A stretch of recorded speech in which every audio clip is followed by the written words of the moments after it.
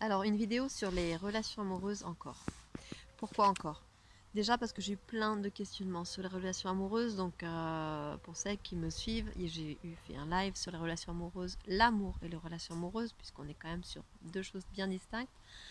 L'amour peut être là, mais alors, la relation c'est une co-construction, donc là on rentre sur autre chose.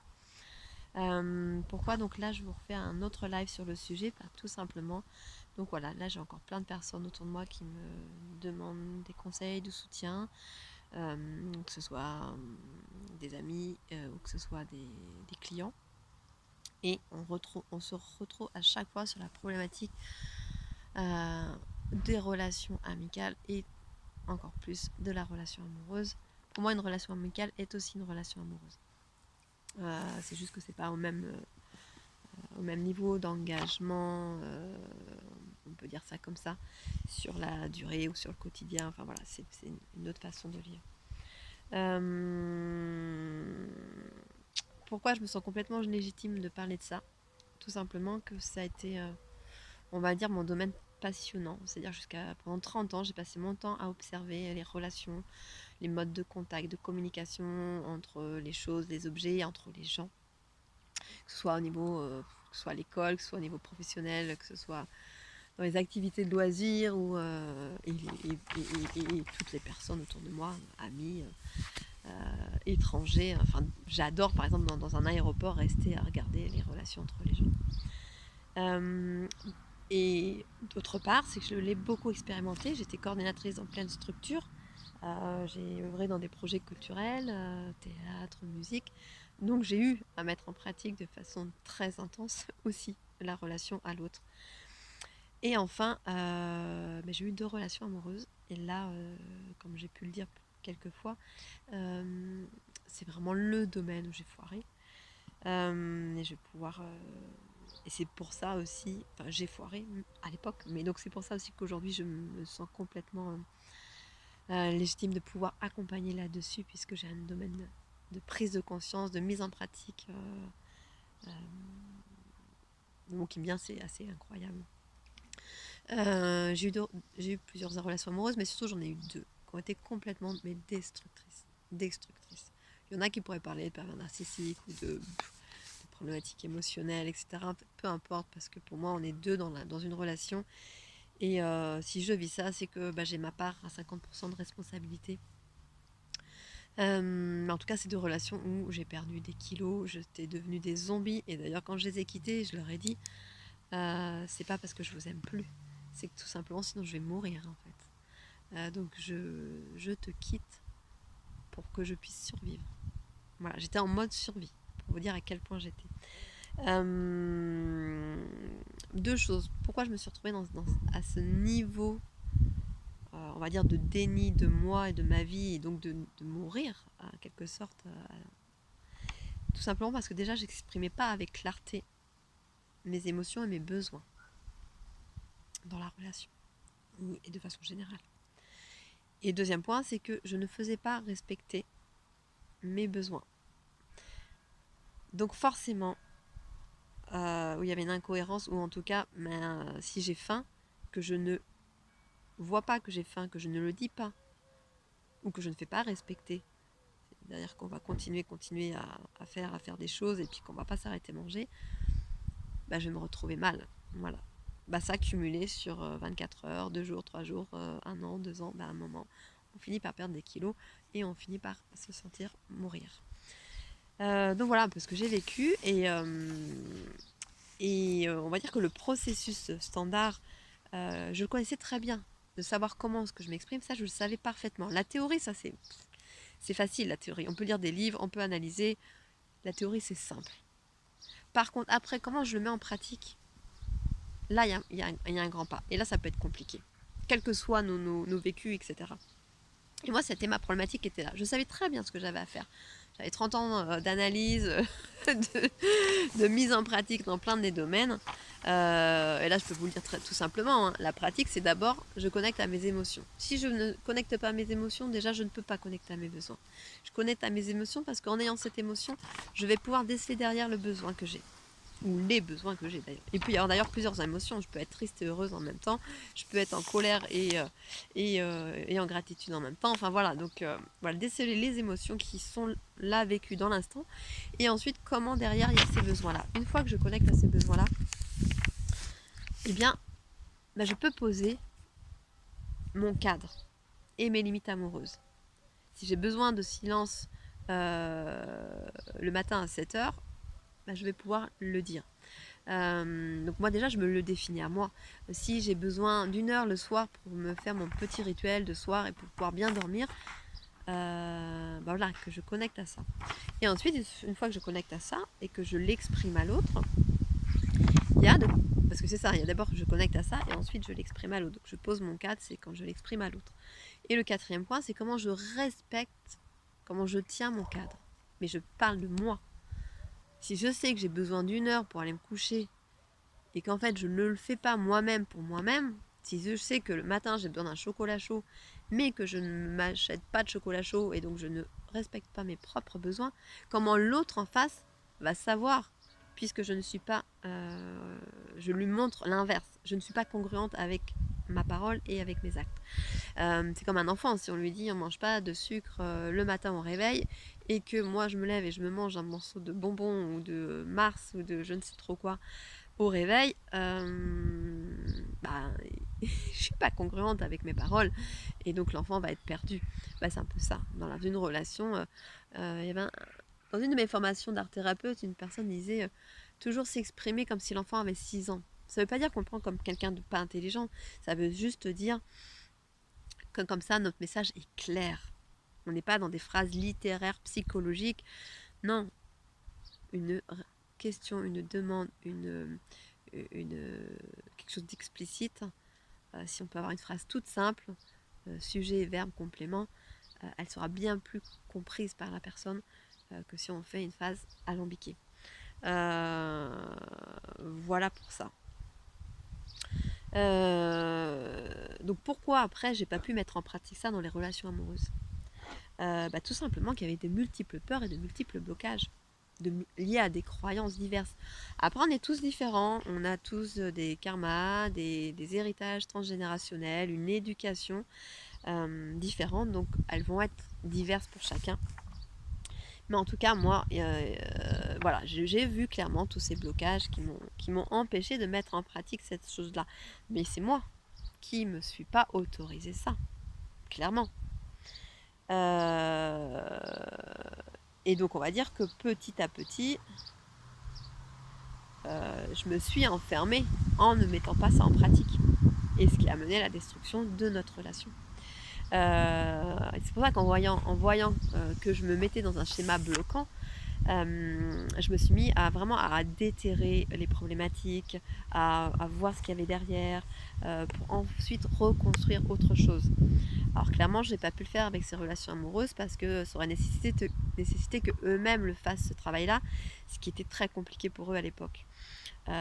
Donc ça a été forcément une séparation qui m'a permis de pouvoir avancer sur ça. Et je peux vous citer certaines des croyances qui ont été décelées. Ça fait bien 8 ans que j'ai pu voir ça. D'abord le fait que je ne pouvais être aimée que si j'étais parfaite. Ensuite, l'autre croyance était que je devais accepter et souffrir pour réussir. Pour réussir mes rêves, pour atteindre mes rêves, pour avoir une bonne relation, pour avoir un métier dans lequel je m'éclate. Que je pouvais gagner de l'argent que si je souffrais. Voilà. Ensuite, il y avait l'autre chose que si je ne suis pas d'accord avec quelqu'un, je vais être rejetée. Voilà. Et donc, si je ne veux pas être rejetée, je dois être d'accord avec l'autre. Voilà. L'autre chose, c'était aussi s'il y a un conflit, il n'y a plus d'amour dans la relation.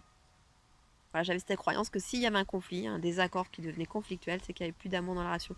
Bon, d'une certaine manière, effectivement, on peut se dire qu'on n'est plus sur la communication n'est plus, comme il le dit, Thomas Anderson dit souvent, la communication n'est plus au niveau du cœur, elle se retrouve au niveau du mental, entre débats d'opinion. Et donc, dès qu'on est dans du débat d'opinion, on n'est plus dans un langage d'amour, on est dans un langage qui peut engendrer. Voilà, enfin bref, je ne vais pas rentrer dans les détails là-dessus. Mais en fait, voilà, ce que je voulais juste te dire, c'est que toutes ces croyances, en fait, c'est du bullshit. C'est de la grosse merde. Alors, il n'y a pas besoin de se sentir coupable, de se dire merde putain, ou d'avoir honte de ça. C'est juste dire, bah voilà, je suis comme ça. Voilà, je suis grande, ou je suis petite, ou je suis grosse, ou je suis blanche, ou je suis noire, ou je suis défigurée. Bah, c'est juste un état de fait. Et c'est juste dire, bah ok, j'accepte comme je suis. Ok, j'ai cette croyance que si je suis en désaccord avec l'autre, je vais pas être aimée. Je vais être rejetée. Et puis, mais à un moment, c'est de se dire, est-ce que je souhaite continuer à faire ça ou est-ce que j'ai envie de changer les choses? Voilà. Est-ce que je continue à oublier d'aller m'acheter le chocolat chaud le matin alors que j'ai envie de chocolat chaud? Ou est-ce que je décide enfin d'aller acheter mon chocolat chaud tous les matins? Voilà. Et c'est là où je reconnecte à notre pouvoir personnel. Je suis responsable de ma vie. Je suis créatrice de ma vie à chaque instant. En décidant de ne pas me lever ou en décidant de me lever. En décidant d'aller acheter mon chocolat chaud ou en décidant de ne pas l'acheter. Et c'est comment je reconnecte à mon leadership intérieur, celle qui va gérer. Moi, je dis que ma vie, c'est mon entreprise. Je gère mes relations, je gère ce que j'ai envie de produire, je gère ce que j'ai envie, voilà, les temps de pause, les temps d'action, etc. Donc, comment est-ce que j'ai envie de construire ma vie? Voilà, comment je deviens la businesswoman de ma vie? Et en connectant à mon leadership puissant. Et à dire, mais ok, je me fais ma planification. Moi, j'ai envie de ça, ça, ça, ça, ça, ça. Sans avoir besoin de détailler tout le comment, parce que moi, je suis chef de projet à la base, donc je connais très bien. Il n'y a pas besoin de détailler. C'est dire, ok, moi, ma vision, c'est celle-là. Donc, comment je vais aller là-bas? Peu importe. En tout cas, je mets mon focus sur cette vision-là.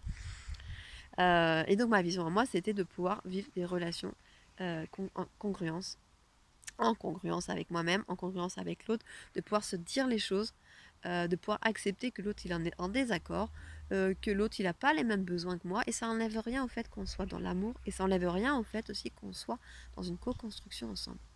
Après, c'est sûr que si on n'a pas du tout les mêmes envies, bon ben oui, on va aller construire avec quelqu'un d'autre.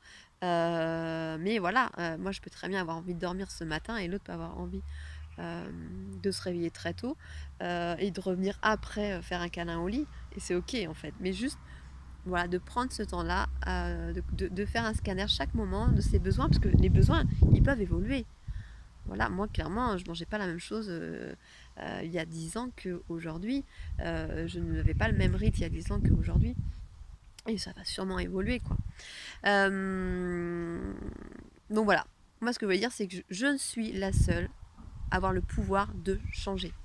Tu es la seule personne à avoir le pouvoir de changer. Par contre, nous ne sommes pas des êtres humains. Nous ne sommes pas là pour vivre seuls. Nous ne sommes pas là pour grandir seuls. Je ne sais plus qui disait, sinon il y aurait eu un seul être humain sur Terre. Et j'ai trouvé ça génial cette phrase. On a tous besoin d'être accompagnés. Je me suis fait accompagner. J'ai vu des somatothérapeutes. Quand on n'a pas les mêmes besoins d'accompagnement, on va pouvoir aller voir des personnes particulières. Je me suis fait accompagner sur le business spirituel, sur la création artistique. Voilà, chacun de pouvoir connecter à son pouvoir intérieur, de savoir, ok, quelle est la personne avec qui j'ai besoin d'être. Quelle personne va pouvoir m'amener sur ce chemin, va pouvoir me cadrer, me coacher, m'inspirer, va pouvoir me faire explorer mes capacités, me réapproprier mes capacités. Donc voilà, je vous le dis parce que moi, clairement, sur ce domaine de poser les limites amoureuses à moi-même, à l'autre, etc., et dans mon travail, je veux dire dans mon business de vie, en fait, j'aime bien dire ça, ça, c'est un de mes talents. Donc clairement, d'aller pouvoir explorer, de voir que des fois, hop, l'autre va être dans le déni, moi je peux dire, de titiller, dire, explore ce point-là, parce que là, tu es en train d'être dans une fuite, dans une procrastination de fuite, ou là, il y a une croyance qui est peut-être à déprogrammer. Ok, on va aller œuvrer ça en déprogrammation. Ou alors, on va pouvoir aussi faire une sorte de constellation familiale pour aller œuvrer au niveau transgénérationnel les croyances qui ont pu être reçues, transmutées. Ou aller rencontrer des démons ou des vies karmiques qui n'ont pas été apaisées. Les outils vont être très variés. C'est aussi des outils qu'on utilise avec la voix, avec le corps, pour se réapproprier toutes nos capacités totales pour prendre notre place de leadership dans notre business de vie, quoi. Donc voilà, et c'est pour ça que d'ailleurs j'ai ces programmes que j'appelle ça révéler son joyau divin en brillance. Clairement, c'est justement de reconnecter à tous ces talents intérieurs, à notre leadership intérieur, et comment ensuite je crée mon cadre et mes limites amoureuses dans le domaine familial, amical, loisir, dans le domaine professionnel, que je sois chef d'entreprise ou pas. Mais c'est vrai que j'ai accompagné depuis 2003 des créateurs d'entreprises, et je sais que j'ai un talent particulier d'accompagner les gens à créer leur métier original, pionnier, et j'accompagne les pionniers dans leur business de vie, quoi. Donc voilà. Donc si vous voulez en savoir plus, me contacter. De toute façon, vous le savez, hein, si vous avez envie d'être accompagné par moi, je le fais en visio, à distance et avec du présentiel en complément, euh, autant que faire se peut en tout cas. Si vous habitez à 15 000 km, ce sera beaucoup plus difficile. Mais pour justement se réapproprier voilà, le 100% de notre résonance avec notre âme qu'on incarne ici dans notre corps, en connexion avec l'esprit total et l'âme qui porte cet esprit et cette connexion dans notre corps, pour vivre des relations d'amour avec tout ce qui est autour de nous, et entre autres les couples, qui est le challenge, on va dire la cerise sur le gâteau. Voilà, donc je suis contente d'avoir fait ce live sur ça, parce que c'est tellement important pour moi dans cette vie en fait. C'est la base de tout.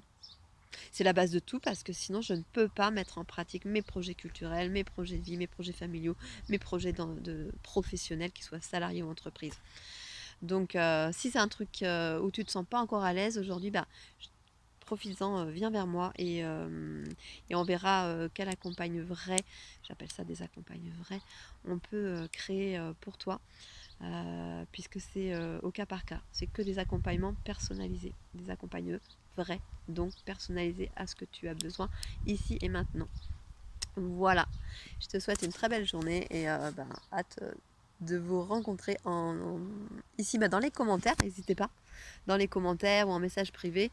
Et puis si besoin d'aller connecter à ton leadership relationnel pour ton business de vie, eh bien demande un rendez-vous téléphonique avec moi pour qu'on définisse les besoins et le programme vrai dont tu auras besoin.